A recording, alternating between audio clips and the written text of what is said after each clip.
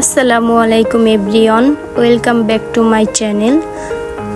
আজ আমি আপনাদের জন্য আরেকটা নতুন রেসিপি নিয়ে চলে আসলাম। তো আজকে আমি বানিয়ে দেখাবো কাঠি কাবাব।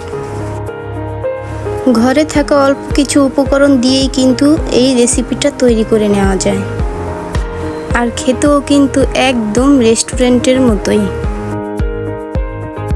কাবাব বানানোর জন্য আমি নিয়েছি কিছু চিকেন, আর এখানে দিয়ে দিয়েছি আমি হাফ চামচ গোলমরিচের গুঁড়া। এরপরে দিলাম হাফ চামচ আদা বাটা, হাফ চামচ রসুন বাটা, 2 টেবিল চামচ টক দই।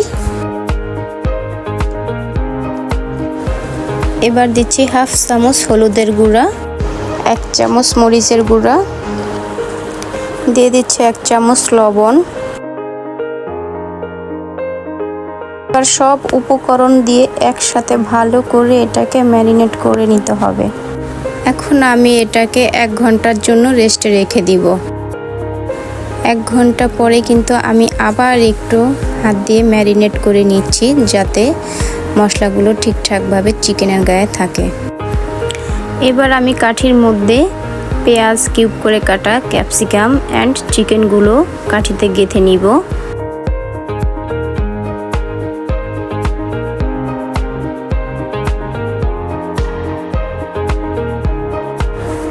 কাবাবগুলো কিন্তু রেডি করে ফেলেছি। এবারে আমি দিয়ে দিচ্ছি অল্প পরিমাণ অয়েল, আর এটা কিন্তু সামান্য পরিমাণ অয়েলই লাগবে, অতিরিক্ত না। তো এবারে আমি দিয়ে দিচ্ছি কাবাবগুলো।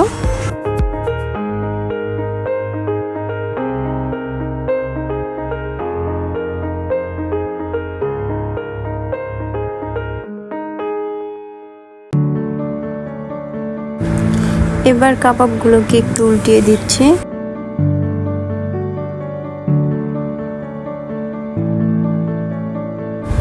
কাবাবগুলো কিন্তু হয়ে গেছে। এভাবে যদি আপনারা বাসায় ট্রাই করেন, অবশ্যই সবার প্রশংসা পাবেন। ভিডিওটি যদি আপনাদের ভালো লেগে থাকে, তাহলে অবশ্যই একটি লাইক দিয়ে চ্যানেলের পাশেই থাকবেন।